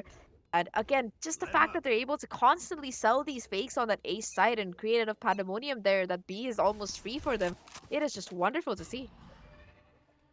Yeah, no, this is very, very nice Valorant to watch. It's chaotic, don't get me wrong, but it's also very, very nice to watch. And Chrome spots the Rays and just runs them down immediately. Finds the kill. The paint shells just isn't enough. And yet again, it's just an all-out massacre as they run on the site. Sweden Drios find one as well, and now 2 defenders left standing. One is spotted actually over towards the connector. Bruno is falling, and now Michiru, the last one standing. 30 health remaining. Doesn't know that Chrome is mere feet away. And it's just a matter of time, and there it is. Time runs out. Stoby getting the final kill, and that's another flawless. I think that's 6 now for it on the counter, and brings it to 4-0. But that was going to be an eco round, so that was kind of expected. This is now the full buy round for them, but we're now getting to a position where, you know, Maidenless need to start winning rounds. They don't even need to just start winning rounds. They need to start winning rounds convincingly, because Acacia has been so strong so far. They can lose probably the next 2 or even maybe 3 rounds and still be able to full buy all of the next 4 rounds. Yeah, those are some great talking points there. Chrome again going in, but at least this time around, life is gonna be there for the trade. They will back off the back of that. It's gonna be the breach ultimate invested though. This quick flank from Melodo might find incredible value since the Rolling Thunder was there, but Stoby gets the collab. That's two incredible kills coming in again. It's going to be a 2v4 situation where these players are stuck towards spawn. Stoby getting stuck in a tripwire, giving away his position. Doesn't matter though, the spike will still make its way onto site. And despite an attempt at coordination, the investments of the ultimate from the side of Team Maidenless, it's going to be another round where it seems unlikely that they'll be able to close it out. It seems like Acacia, they have their defaults and their setups for this map completely coordinated. They have their site takes, their post plant, everything is just almost flawless here. Life trying to push out and find some value. The flash though is perfect, and Stoby finds a third on the round before Bruno we'll find the Cypher counterpart, but again, 3 players left standing. The economy in a great place. They managed to hold on to most of their ults, and Acacia, well, it just seems like they can do no wrong right now. Yeah, I mean, I'm starting to get to the point where clean and clinical isn't even the word to describe it. It's almost perfection. They just seem like their playbook is never ending. And it even seems like Maidenless, even though they are making small adjustments, they have been making adjustments. I've been noticing there have been a lot less forward. Much like I said, they were taking very aggressive duels that they didn't really need to be taking early on in the last map. They were falling victim to the same thing, and they even started playing back more. But that wasn't working. Now they're falling back onto the old habits, and again, immediately Michiru falls. Sight is theirs. They also pop the KO ultimate as well, and now it's a 5-man hold on B site, and yet again, in an eco round, only sheriffs and 1 marshal is gonna have to attempt to overcome this great wall of a defense on B. Chrome finding yet another kill. Seems like the attackers spend more time on the site than the defenders here, which is a sign of how well Acacia is really playing this. Maidenless though, in this round, if there's any round that they can win, this one has to be it because they have 3 major ultimates online, that Rolling Thunder, as well as that Nightfall from their Fade. They're also only 1 away from that Showstopper on Life, which can really be a round-changing piece of utility there. No ultimates for the side of Team Acacia quite yet, though. Chrome is only 1 away from the overdrive. That might bring back a little bit of PTSD. And talking about Chrome, this man is smurfing, for lack of a better phrase. 13-4 right now. Yeah, just going full beast mode here. And this time around, the beast mode is going to be towards B drop, gets control of it within 3 seconds flat, breaks the camera as well. It's like instinctive for this man at this point. Yeah, absolutely. Just showing so much presence, though. That is going to be one of the first time. Yeah, cast a curse, as always. But that is actually going to be one of the first times we're seeing the opening kill go into the way of the defense here. It was actually due to a little bit of a change-up, a pretty heavy lean towards B, and Bruno just playing in that off angle catches them off guard. That being said, they haven't backed away fully. Cypher is pushed all the way up through A main, and if they can make a semi-clear here and figure out that there's no one really on site, this might be a very easy choice for them to just make the decision to go full into A. But now it looks like the defense is getting a little bit restless. Oh, and there's the neural theft. That's going to spot exactly what they're looking to do here. So they're going to have to make this quick. Yeah, that was a phenomenal cipher. A lot of information that they garnered really quickly, and again, it's gonna force the rotation coming out. A really quick mid-round adaptation coming out of Team Acacia here. Only a cipher left on the lurk, and 4 players, in fact, from the defense are gonna be towards this A side. However, though, it's gonna be Gios lets himself get spotted, perhaps hoping to trigger a rotation over. However, though, it's not gonna quite work as Michiru is still gonna be able to get that kill. A beautiful peek from Sim, along with that Rolling Thunder, is gonna deter the Phantom coming through, and this does seem like where the first round can finally be made, but Swit, despite being concussed, still gets that 3rd kill. No time, unfortunately, left on the clock, though, and Gios will be forced to at least hold on to his weapon or try and do some more damage, but that is going to be the round coming through. A very, very expensive round, because I think it was the Rolling Thunder as well as the Neural Theft that was committed to try and make that round come through, but they still do have that Showstopper as well as Sin's ultimate available on that Brimstone. I think that all of this, it could really help make things come through here, and it's just what they have to do. They have to try and peak in a way that they have the advantage in. I think that Chrome did get a little bit overeager, walked into Bruno's crosshair there, but overall, if they're able to keep their advantage and just at least go in for an attempt at a retake, play a little bit more disciplined, it might be what they need to really change things around here. Here we go. It's just two teams running head first into a wall. As I think it's a 4v4, just immediate defensive stack going against an offensive push, and Stovey is able to find that first kill. The trade comes through. Spike Chrome down, B. not even picking up a Vandal despite having the money, only has a Spectre, but does pop the overdrive though. Not getting too much value as they were immediately halted. But Michiru tries to peek out yet again, and now 4v3. Chrome picking up the Vandal, brings it to a pretty good rifle advantage. Drios on the lurk through B main, he's able to get the kill, and despite what looked to be a pretty good hold against that very, very quick offensive, it's immediately shut down. They are going to invest the orbital strike to prevent the spike going down, give him enough time, but falls while casting it. And now Bruno, last one standing, 5 health. They know exactly where they are. The cover is not the best, and Chrome's gonna mow him down. Oh, again, just the way Acacia are playing this map, I'm in love with it. The fact that even though it was a 4v2 situation, they tapped the spike first to try and force the Brim out. They planted a place where, they know it's not like what's really the default, and they still have enough reflexes to get off of it. And of course, knowing that the Brim out was coming out, Geos is already on the push to try and find the timing. It's just chef's kiss here coming out from Acacia. 7-1 right now, an absolutely dominating scoreline. And this time around, again, they managed to make that quick change, even though they're winning quite dominantly. The reason they lost the previous round was Chrome going down immediately without a trade, and you see that change, right? You see the rest of the team going in with for the like a double peak or something. Life goes in for a push here. Might be able to get the Cypher. Never mind, Trios is just better. Ooh. Oh. Just does get spotted though, and does get caught out, but it's a 1-for-1 trade, as well as losing the duelist for the defensive side, which is not exactly what you want when Spike is already going down on an open A site. Not exactly amazing. They are smoked off, so having some form of initiation or space taking would be ideal, but they don't really have it in the arsenal anymore. Meanwhile, Chrome pushed all the way up, almost into the spawn under rope, really taking as much space as possible, does find the kill on Michiru, and now the last 3 are all sitting in drop. They know where they're checking, and it just seems like fish in a barrel to shoot at right now. One enemy remaining. Cleaned up. They're not holding one, but 2 sets of crossfires here, Soren. One for drop as well as side, for drop, and the second one towards main. These guys are not messing around. They want to win. They want to win quick, and they want to win with perfection here.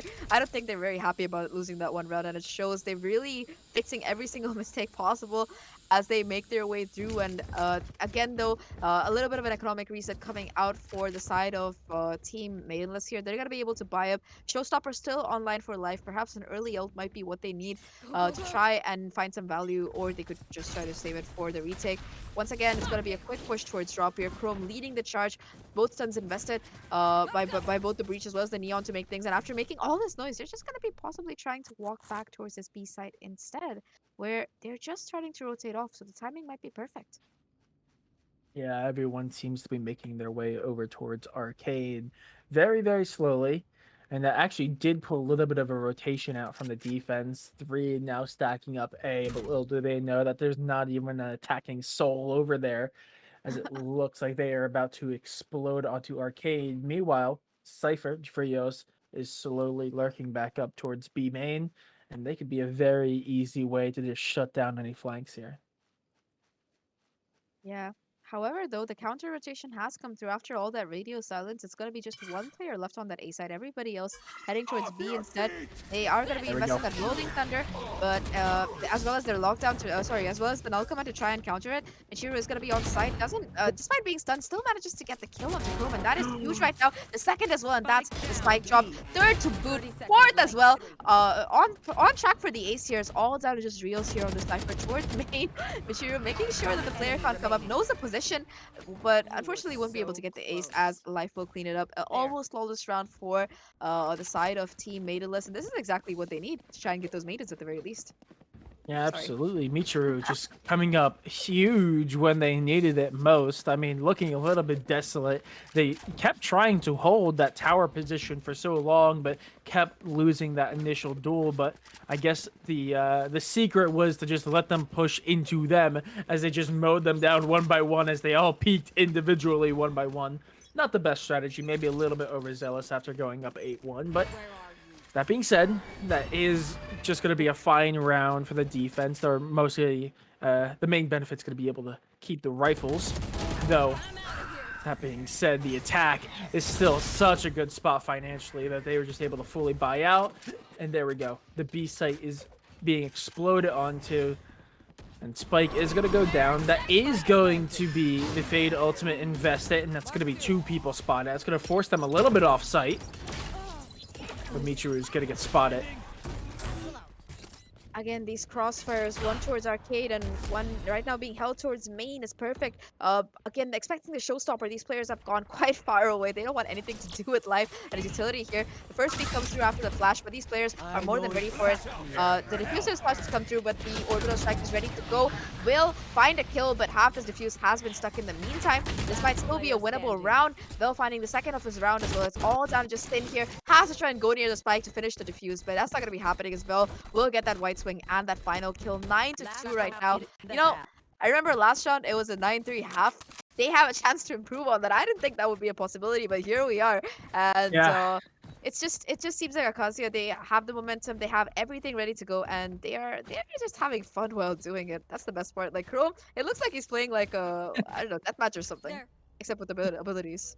Yeah, I mean, 18-7-1 is a little bit of a statement piece, seeing as we haven't even played 12 rounds yet.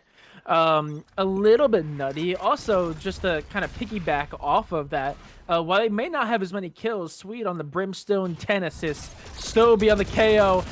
I'm gonna just silence because they're about to get even more assists as they just mow down 3 of the defenders, the only 3 defenders, in fact, on the A site. So, I mean, we're already, I think, pretty much chalking this round up to make it a 9-3 half as Big Bruno only has the judge left. And oh no, Chrome from behind gets him. I mean, it's just farming. I said I was terrified to see what they would be like on the attacking side when they actually, you know, have a duelist, and I feel like I was justified, seeing as at the end, Chrome dropping 20 kills in 12 rounds is a little bit ridiculous. Yeah, all hail the neon player. But this is what I was talking about on Fracture. Just with the right usage of utility, you can get so much space off the back of that particular duelist. And Chrome is really showing us how it's done. Of course, huge kudos to both the KO as well. Sorry, as both the as well both the KO as well as the breach on the team there, because they have been using some phenomenal utility like that flash from Stoby that enabled Chrome to like really push up, get that first kill, get that second as well. And Stoby got one of his own first troubles. So I'm having a blast watching these players. They are extremely well coordinated, and now on defense, again, you do see some early utility coming out. Does catch one player, I believe, and off the back of that, look at the space that Chrome has already taken up. Yeah, no, they don't even really have control of A. They just have control of A main and Sands right now. So they do have 2 eyes on 2 Sands, or excuse me, on the drop here. Makes it a little bit tricky for the attackers to push through. Meanwhile, Chrome using that flash, swings through and finds life. Duelist immediately out of the picture. And now Michiru, they know exactly where they are, stuck in a corner. And it's just a little bit of a massacre. Chrome again finding more kills, and now 2 left standing. They know exactly where to expect them. Sin does find 1, and actually Chrome is quite low themselves, so they are in a pretty good position. They might be able to secure this. Spike is dropped in no man's land though. Unfortunately the 0 point not quite able to connect as instantly. It's going to be Chrome who breaks it. A 2v2 full on peak, and while it comes down to that, it's still going to be the side of Acacia finding those headshots, finding those kills, and of course finding the round. They didn't even get the plant, so Maidenless, they're going to be in an even worse position on this particular round. 11-2, they're going to be forced to force up here, but not much they can buy, especially with that Stinger buff coming in. You know, you used to be able to buy full shield and Stingers no matter what, even if you win, unless you were like playing like a character that needs a lot of utility. You used to be able to buy full armor and Stingers, but now with that nerf coming in, it's only going to be Mellow who has the money to buy full armor. Everybody else just going to be forced to play with light armor against Spectres and a Vandal on Chrome. So this is looking very, very difficult right now. I still wouldn't knock those Stingers considering how much value that they can have. Again, they're not letting go of A main easily at all. So much utility being used towards them. First Oh, kill, no. first kill, second, Oh, third, fourth. no! Spike down. That's the best rage transfer I've seen in a very long time. Chrome finding 4 before finally being shut down. Val there for the Match clean of point. duty. As Team Acacia, they find match and series point. And I have to say, they look unstoppable. Yeah, no, especially because this is round 2, by the way, okay, of the second half. Chrome 27 kills and already has overdrive available. And they're picking up yet another Vandal. I mean, it's kind of insane. It's kind of nutty what they're doing here. They just look unstoppable. And Chrome, they were good in map number 1. Monstrous isn't the word to describe them in map number 2. Like, omnipresent almost. And they find 2 more off the back of the push through A main. They're still going to push through, try to take the site, but they don't know that there is still a pretty heavy lean. 2 defenders there, at least, while one's lurking nearby. And here we go. The Aftershock is going to push Big Bruno off of their desired planting spot. But they are going to get the spike down. And they're going to be in an okay spot, but it's definitely nowhere near what they want to be. Yeah, 4v3 retake attempt coming in right now. Stoby already with the flash, looking to go for A main, possibly get a pick or two, clear it out, pinch these players that are stuck in the corner. Already it's going to be Sim who's the first casualty of that. Stoby takes a little bit of damage in the process, but Val is there for the cleanup. And just like that, it's going to be 13-2 coming in for the side of Team Acacia. And an almost flawless game. They lost 2 rounds in the entire game. And, you know, we're talking about Chrome, but here's a statistic. You know, in the first half, he had 20 kills in 12 rounds. But he had 9 kills in the last 3 rounds. Let that sink in. In one half, 3 rounds, he had 9 kills. Insane gameplay coming in out of the Neon for the team. The entire team, of course, he was backed by the entire team. Excellent utility usage. And yeah, you can see up on that scoreboard 29, 10 to 9 first bloods. I think that's more first bloods than the entire enemy team has put together. In fact, yeah, the rest of the lobby has put together. That's a statement. Yeah, I mean, that was a statement game, I have to say, just in general, because we do, like you said, we do keep talking about Chrome, but that's because they dropped almost a 30 bomb in 15 rounds. Yeah. But at the same time, looking at Stoby, I cut off what I was saying because I was like, oh, they're just going to get more anyway, so I'm not even going to tell you the stat yet. Finishing 12, 5, and 17, somehow is still topped by Swede on the Brimstone, finishing up 9, 4, and 22 assists in the game. I mean, both of these teams came in 1-1 in terms of game count. So both of them seemed like they were on pretty level fields. I recognize a lot of these players. I know Life and Sin, really, really good players, but something about Acacia, man. They just came in and monstrous performance. Just didn't give them any room. They started with their foot to the ground, pedal to the metal, and they just never let up. Yeah, they really have no chill, for lack of a better phrase. But like you mentioned, the assists on the team on Team Acacia, it's insane. 17 on Stoby, 22 on Swin, and 15 on Vel. That is a lot of stuff. But we're not done for the night yet. We do have one more series coming up, but we're gonna be talking more about it after a short break. So see you guys soon. He no-scopes it. He wall-bangs and he aces it. That's what we love seeing. Kai is excited. His mouse movement. Is it down? But that nade, it's doing some work. He doesn't know where this Reyna could be, but Reyna's giving away a position, and Lucky getting a 4K with 1 spray and then a clean. Clutch up at... Yeah, I mean, and this is exactly the thing that we want to be seeing out of Lemon. He's going for the ace here, and he's going to try to close it out with the overdrive. Ace of Lemon. 1 for 1. It's an ace from Mikey if he can get it, and he's gonna ace it. Mikey, MVP of his team, going in hard.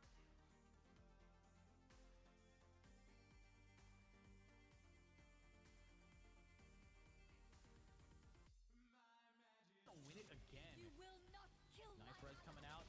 Spots Minari, takes him down. Only 1 bullet, decides to reload right in front of Green. Tries getting in halfway, and he actually sticks it all the way to half. And he wins those. Yun Min with the win. What a clutch. On 1, but they're out. But here comes the nightmare. It's making them very afraid.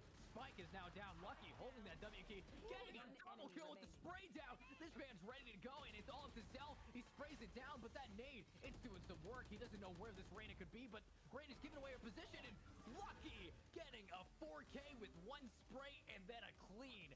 Clutch playing, and right now Truly with this tour de force is gonna spot one and only able to get it, but that's gonna be a double, and that's a triple. That's what we like to see. Unseen. What? Handedly. No. Bring them back into this game. Are now going for it. The ultimate's now pushing in, and all the dumpage. Lemon able to get a just mow down of a spray, getting all these picks today. Yeah, I mean, and this is exactly the thing that we want to be seeing out of Lemon. He's going for the ace here, and he's going to try to close it out with the overdrive. Ace for Lemon off the back of really beautiful high tempo. So let's see what's going to happen moving forward. We do have a Paranoia getting thrown out, and what a spray down. He gets himself 3. He gets himself 4. Jector, you're just better at that, and now defenders get the match point. Oh, man. Separate the defense. Oh, no. And the spray down. It's got to be in Fire's hands. Of course, the Vandal, very powerful, able to get himself 2 picks, and able to get all of them. What a beautiful play. This could be tragic. Finds 2, 3, 4. Come on. And slow things down a little bit, but now Santee in a 1v3, this is going to be very tricky. Able to find one here. He's going for the second one, and he's got it with the classic out. He's going to find the 3rd kill, a 4-piece for Santee. Actually able to close it out and put them up. They're gonna save it for one more. Oh! Okay, Legend just gonna go ahead and line him up and shut him down. Killer and Lelouch down in one The shot. push, but Lulu and Chill, he's able to get 2, and that's gonna be the final shot he hears. Of course, a little bit of a flashbang coming around. Kai jumping on top of bench, making a lot of noise. These attackers are on point, and this is where Kai shots. But what a shot! He no-scopes it. He wall bangs and he aces it. That's what we're battling it out, but here we go. Brady from the top of heavens, able to try to do some damage. Last man standing here. What is going to happen now that we got Zambi? He knows that one is underneath him, but Kai is down. Last man, and he gets 2. Last guy, he's got it. And Gio, he's the man to get the pick. Beautiful play, but oh no. Does he have enough time? It's going to be down to the wire. Oh my lord, he actually pulls it. 0.15. That is not okay. He no-scopes it. He wall bangs and he aces it. That's what we love seeing. Kai is excited. His mouse movement is it down, but that nade, it's doing some work. He doesn't know where this Reyna could be, but Reyna's giving away her position, and Lucky getting a 4K with one spray and then a clean.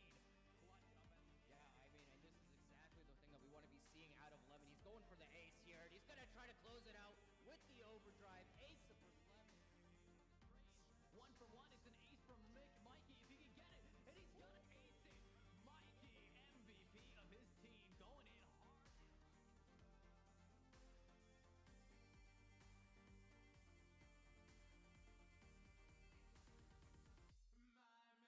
Win it again. You will not kill Nice res coming out. Spots Minari, takes him down. Only 1 bullet, decides to reload right in front of Green.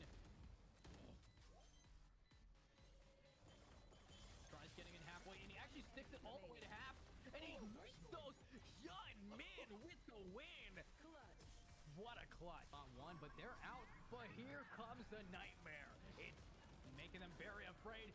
Spike is now down. Lucky holding that W key, getting a double kill with the spray down. This man's ready to go, and it's all up to Zell. He sprays it down, but that nade, it's doing some work. He doesn't know where this Reyna could be, but Reyna's giving away her position, and Lucky getting a 4K with 1 spray and then a clean.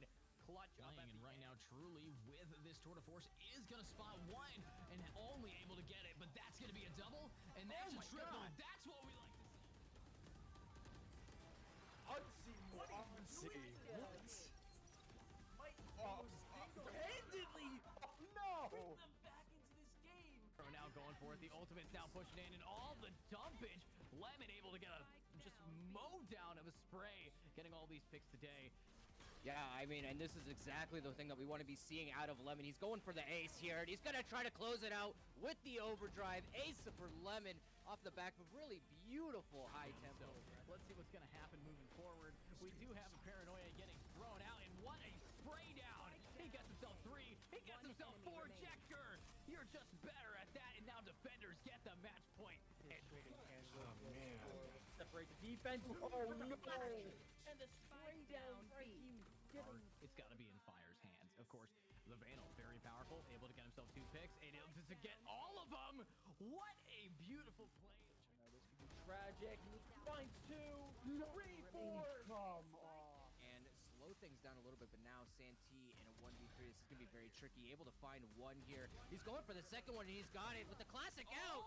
He's got to find the third kill, a 4-piece for Santee, actually able to close it out and put them up. They're gonna save it for one more. But okay, Legend just gonna go ahead and line him up and shut him down. Killer and Lelouch down in one shot. Push, but Lulu and Chill, he's able to get 2, and that's gonna be the final shot he hears. Of course, a little bit of a flashbang coming around. Kai jumping on top of Bench, making a lot of noise. These attackers are on point, and this is where Kai shots. But what a shot! He no-scopes it, he wall bangs, and he aces it.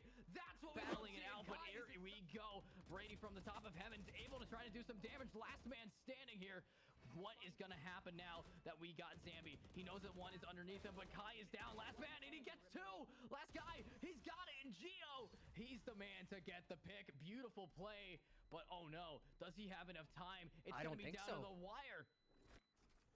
Oh my lord, he actually pulls it. 0.15. That is not okay.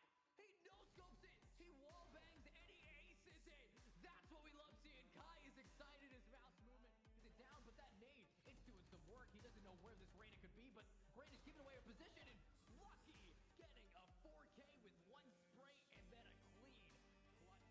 Yeah, I mean, and this is exactly the thing that we want to be seeing out of Lemon. He's going for the ace here, and he's going to try to close it out with the overdrive. Ace for Lemon.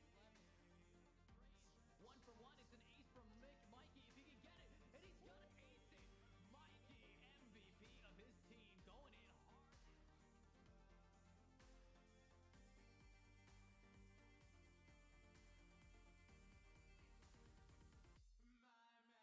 Win it again. You will not kill Nice res coming out. Spots Minari, takes him down. Only 1 bullet, decides to reload right in front of Green. Tries getting in halfway, and he actually sticks it all the way to half. And he reads those young men with the win. clutch.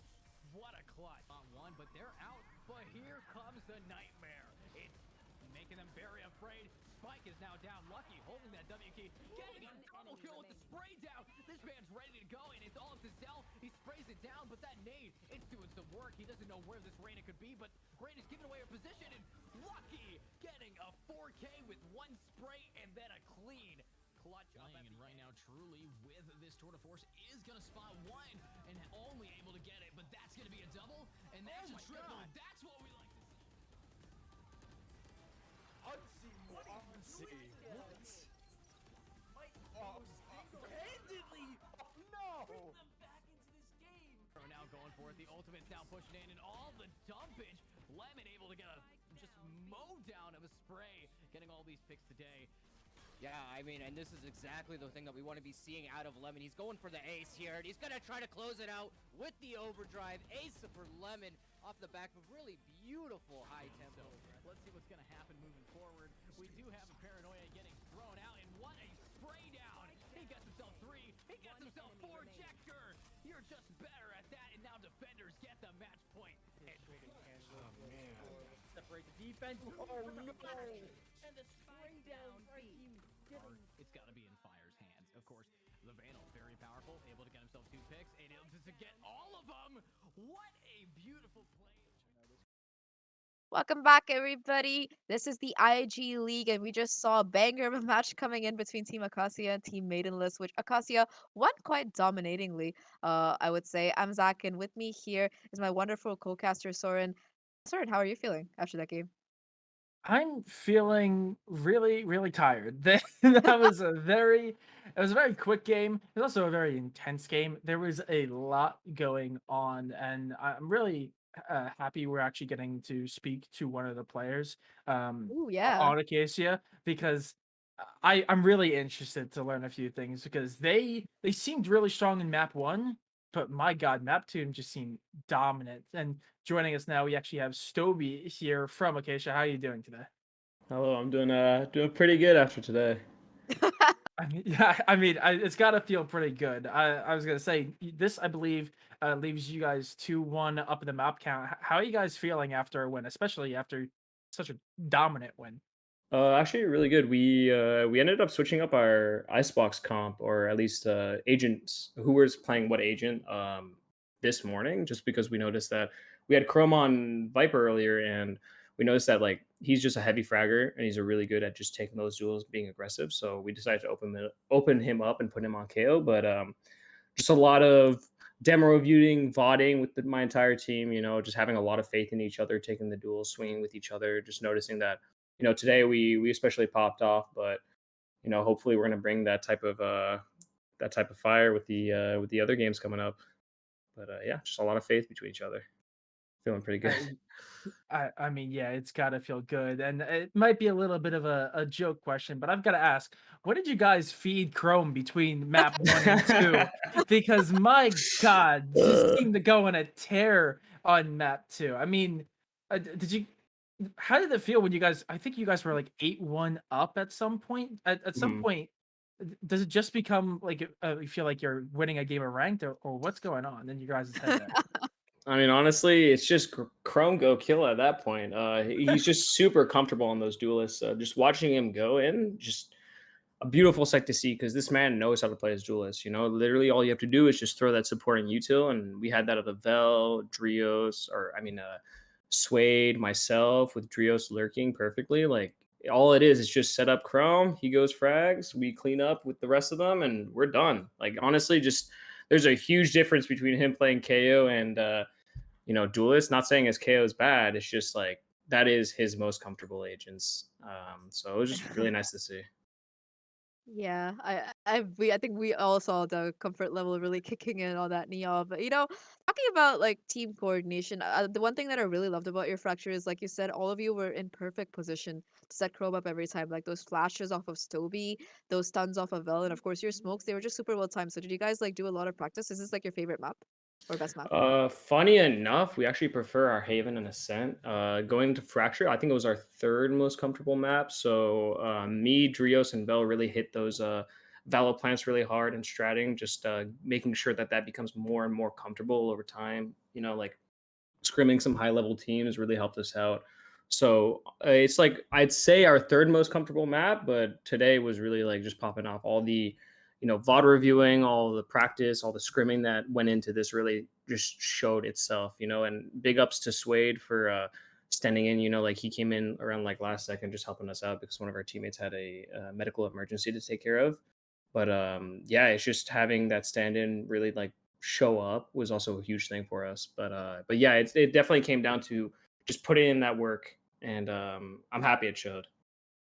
Yeah, 17 assists, by the way. I really wish I knew the exact breakdown, how many of those were damage and how many of those were setups for Chrome. But you guys played really well today. I think just last question, if you think there's one thing that you have to fix, what would that be, and how would you go about it? Uh, Honestly, I think it came down to an overheating problem on Icebox. It's just those small micro plays with people needing to pick up things that weren't picked up. But at the end of the day, I think it really came down to those micros. There are very few rounds that I could say on Fracture, but specifically Icebox because it's one of our least comfortable maps at the moment. I'd say it really came down to those overheating plays, people taking ones. I had to call back on my team and tell them, like we're taking our ones again. Let's double up. Let's call our swings. Let's swing together. Let's get those refrags because, as you can see on our Xbox comp, we had no duelists, so our space making was really hard. So it came down to just group up, hit, throw supporting util, and it worked out. But yeah, I think that really comes down to that. Just really needing to have faith within each other and just swinging together. And I'm happy that we are able to show up for the Icebox. I think that was the one map I was the most worried about. But after like 8 rounds, honestly, I was like, oh, I can sit back, I can relax. Thank you so Awesome. much, Toby. Congratulations again, and hopefully we'll get to cast more of you and Chrome's Neon as well. But you guys did fantastic. Take that well-deserved rest because you guys were amazing. Thank you very much, and hope you guys have a good one. You too. Thank you so much. Peace. Yeah. And thank you, everyone. We're going to be taking a little bit of a longer break. That game was a little bit quicker than we anticipated. So I believe our next game is scheduled around 6 p.m. PST. I know it's around 9 EST. So we have about, I believe, an hour, maybe a little bit over until our next map. So, don't go anywhere. I think the stream might cut or end, but we're going to be right back just once we have our next two teams ready. So don't go anywhere crazy because we'll be right back with some more amazing Valorant for you guys.